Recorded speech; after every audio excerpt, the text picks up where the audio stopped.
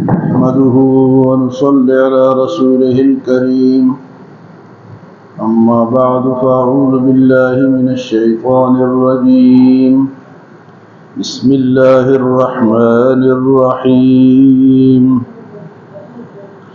يا أيها الذين آمنوا لا تقدموا بين يدي الله ورسوله واتقوا الله إن الله سميع عليم يا أيها الذين آمنوا لا ترفعوا أصواتكم فوق صوت النبي ولا تجهروا له بالقول كجهر بعضكم لبعض أن تحبط أعمالكم وأنتم لا تشعرون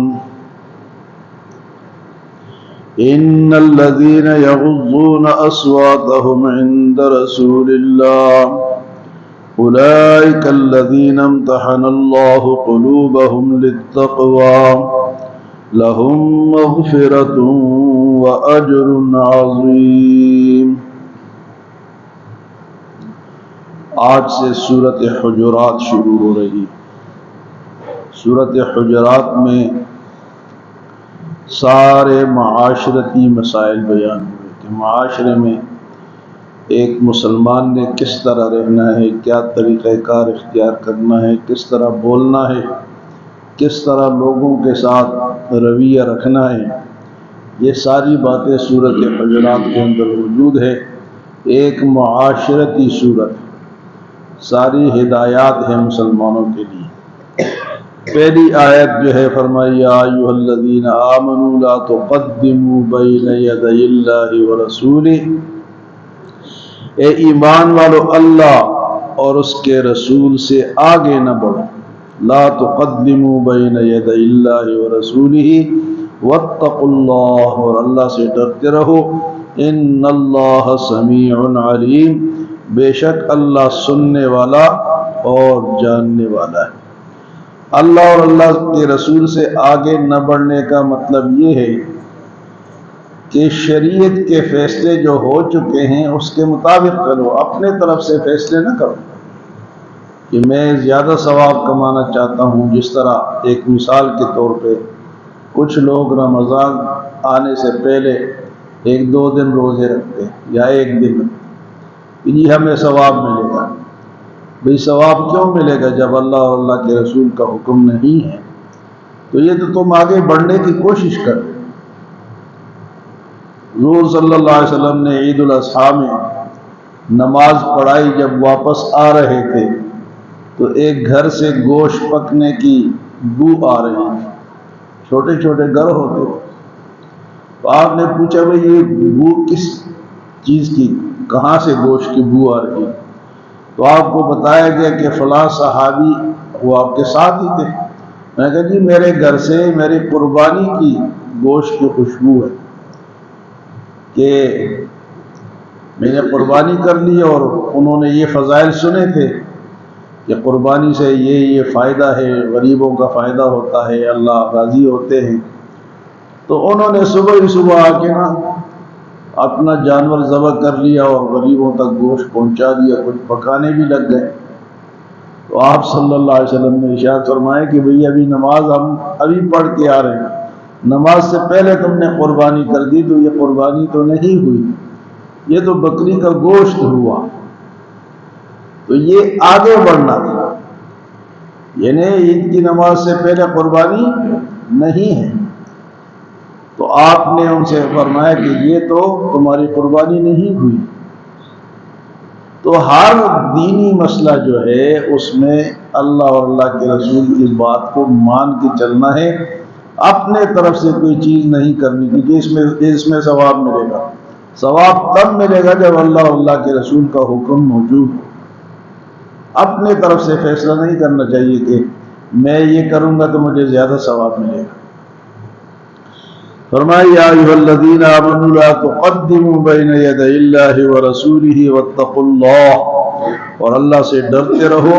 ان اللہ سمیع علیم، بے شک اللہ سننے والا اور جاننے والا ہے۔ ایک تو یہ بات ہو گئی۔ دوسری آیت میں فرمایا یا ایھا الذین آمنوا لا ترفعوا اصواتکم فوق صوت النبی، اے ایمان والو اللہ کے نبی کے آواز کے اوپر اپنی آوازوں کو بلند نہ کرو۔ میں حضور بیٹھے ہوں اور تم اونچا اونچا بولو، فرمایا یہ غلط بات۔ ہوا اس طرح کہ ایک قبیلہ مسلمان ہوا اور ان کے سردار کا فیصلہ ہونا تھا کہ بڑا اس قبیلے کا کون ہوگا، لیڈ کون کرے گا۔ تو وہ مسئلہ حضور صلی اللہ علیہ وسلم کے دربار میں آیا کہ آپ ہم میں سے کسی کو بڑا مقرر کر دیں۔ تو ان میں دو آدمی بڑے ہوشیار قسم کے تھے، تو حضرت ابوبکر صدیق رضی اللہ تعالیٰ عنہ نے فرمایا کہ فلاں کو بنا دو۔ حضرت عمر رضی اللہ تعالیٰ عنہ نے فرمایا کہ فلاں کو بنا دو۔ دونوں کا آپس میں اختلاف ہوا۔ آپ نے فرمایا کہ ایک کو، دوسرے نے کہا کہ دوسرے کو بنا دو۔ تو کرتے کرتے آواز اونچی ہو گئی، اس کو کرو دو، جس طرح ہماری ہوتا ہے نا، مجلس میں کوئی فیصلہ ہوتا ہے تو لوگ اونچا اونچا بولتے ہیں۔ تو حضرت ابوبکر صدیق اور حضرت عمر رضی اللہ تعالیٰ عنہ کے آواز اونچی ہو گئی، بلند ہو گئی، اور حضور صلی اللہ علیہ وسلم تشریف فرمائے۔ تو یہ بات اللہ کو پسند نہیں آئی، اللہ نے منع کر دیا کہ اللہ اور اللہ کے رسول کے سامنے آوازوں کو بلند نہ کرو۔ جب یہ معاملہ ہو گیا تو حضور صلی اللہ علیہ وسلم نے آیت سنائی، تو دونوں کو شرمندہ ہوئے کہ ہم نے اس طرح کیوں کیا۔ حضرت عمر رضی اللہ تعالیٰ عنہ کی آواز جو تھی وہ قدرتی طور پر اونچی تھی، بلند تھی۔ تو جب یہ آیت نازل ہوئی تو اس کے بعد حضور حضرت عمر رضی اللہ تعالیٰ عنہ اتنا آہستہ بولتے تھے کہ حضور صلی اللہ علیہ وسلم دوبارہ ان سے پوچھتے کہ تم نے کیا کہا، اتنا آہستہ بولتے۔ اتنے اونچے آواز والے بھی پھر حضور کے ادب میں اور حضور کے احترام میں اتنا آہستہ بولتے تھے۔ حضرت ابوبکر کی آواز تو اونچی نہیں تھی لیکن حضرت عمر کی تھی، تو پھر آپ ہمیشہ ساری زندگی آپ نے پھر اونچا نہیں بولا۔ ایک اور صحابی تھے، انہوں نے جب یہ آیت نازل ہوئی ان کی آواز بھی اونچی تھی، وہ گھر ہی بیٹھ گئے کہ میں کہیں بولوں گا میری آواز حضور سے اونچی ہو جائے گی تو میرے ایمان کا خطرہ ہے۔ یہاں فرمایا کہ یا ایھا الذین آمنوا لا ترفعوا اصواتکم فوق صوت النبی، اے ایمان والو اپنی آوازوں کو نبی کی آواز سے بلند نہ کرو، ولا تجہروا بالقول کجہر بعضکم لبعض، اور آپس میں جب جس طرح تم بولتے ہو اس طرح حضور کے سامنے نہ بولو، ان تحبط اعمالکم وانتم لا تشعرون، یہ نہ ہو کہ تمہارے اعمال سارے ضائع ہو جائے تمہیں پتہ ہی نہ لگے۔ حضور کے سامنے اونچا بولو گے تو اعمال ضائع ہو جائے گا، اتنا سخت حکم۔ تو دوسرے صحابی تھے، وہ گھر بیٹھ گئے۔ آپ نے پوچھا بھئی فلاں صحابی نہیں آ رہے ہیں؟ تو انہوں نے کہا جی ان کی آواز بلند ہے، اور انہوں نے جب آیت نازل ہوئی تو اس کے بعد وہ آ ہی نہیں رہے۔ آپ نے ان کو بلوایا، فرمایا یہ اس شخص کے لیے نہیں ہے جس کی آواز بلند ہو، یہ تو جان بوجھ کر کرنے والوں کے لیے، جو حضور بیٹھے ہوں اور جو جان بوجھ کر اس طرح کرے اس کے لیے۔ آپ نے اس صحابی کو بلایا۔ تو بعض لوگوں کا عقیدہ ہے کہ حضور صلی اللہ علیہ وسلم حاضر ناظر ہے، یعنی ہر جگہ موجود ہے، اور یہاں چیختے چلاتے اونچا اونچا بولتے ہیں۔ اگر نعتیں بھی پڑھیں گے تو ایسی آوازیں نکالیں گے کہ پوری دنیا سنیں گی، اور ادھر عقیدہ کیا رکھا ہے حضور صلی اللہ علیہ وسلم۔ حضور صلی اللہ علیہ وسلم حاضر ناظر نہیں ہیں، حاضر ناظر کون ہے؟ اللہ۔ لیکن جو لوگ یہ عقیدہ رکھتے ہیں اور پھر اونچا بولتے ہیں تو اپنے ایمان کا پھر وہ ایمان تو ضائع ہو گیا۔ اسی لیے حضور صلی اللہ علیہ وسلم اپنے قبر مبارک میں زندہ ہے، اور قبر مبارک کے قریب اب بھی اونچا بولنا منع ہے۔ قبر مبارک کے قریب اب بھی اونچا بولنا، یہ جن لوگوں نے سیاسی نعرے لگائے وہاں جا کے حرم شریف میں، ان کا کیا انجام ہوا؟ سارے تتر بتر ہو گئے، نہیں ہو؟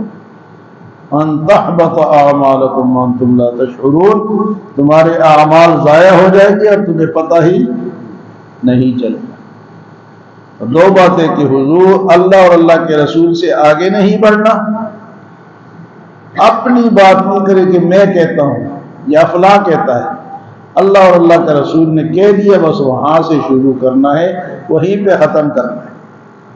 اور دوسری بات کہ حضور صلی اللہ علیہ وسلم کے سامنے جب آپ حیات تھے، دنیا میں موجود تھے، تو اونچا بولنا منع تھا، اور آج بھی حضور صلی اللہ علیہ وسلم کی مسجد شریف میں، حرم شریف میں وہاں جا کے صلاۃ و سلام پڑھنا ہے یا کوئی بات کرنی ہے تو اب بھی اونچی نہیں کرنی، ورنہ یہ آیت فٹ آئے گی اور ایمان ضائع ہونے کا خطرہ ہے۔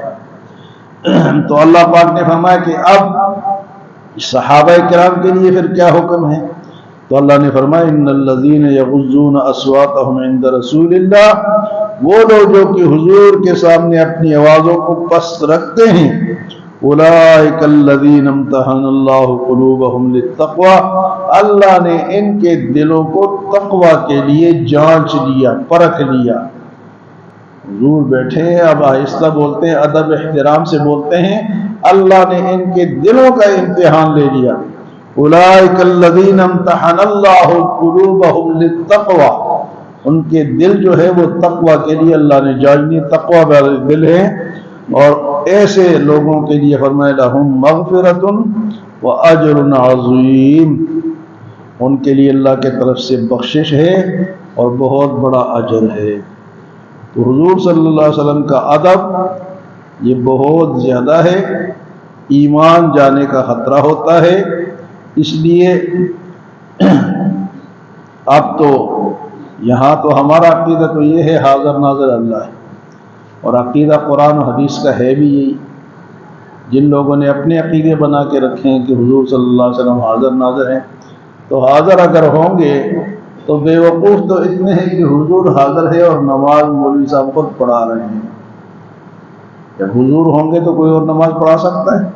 نہیں پڑھا سکتا۔ مولوی صاحب لگے ہوئے ہیں جناب، قرات سنا رہے ہیں اور حضور بھی سن رہے ہیں، تو یہ غلط ترتیب ہے، یہ نہ عقل مانتا ہے نہ قرآن حدیث میں۔ عقل بھی یہ بات نہیں مانتی کہ حضور صلی اللہ علیہ وسلم حاضر ناظر ہے۔ جب آپ دنیا میں تھے، حیات کے، زندہ تھے، اس وقت بھی حاضر ناظر نہیں تھے۔ جب مکے میں تھے تو مدینے میں نہیں تھے، جب مدینے میں تھے تو پھر مکے میں، جب تبوک میں تھے تو پھر مدینے میں نہیں تھے، جب بدر میں تھے تو پھر مدینے میں نہیں تھے، ایک جگہ ہوتے تھے نا، ہر جگہ تو نہیں ہوتا، ہر جگہ کون ہے؟ اللہ ہے۔ یہ عقیدہ اپنا پکا رکھے، کچا عقیدہ جو ہے وہ نہ اللہ کو پسند ہے، اللہ کے رسول کو پسند، نہ قبول ہے۔ خود ساختہ عقیدوں پہ اگر کوئی چلے گا تو اس کا عقیدہ رد کیا جائے گا، وہ مانا نہیں جائے گا۔ اللہ ہمیں عمل اور سمجھ کی توفیق عطا فرمائے۔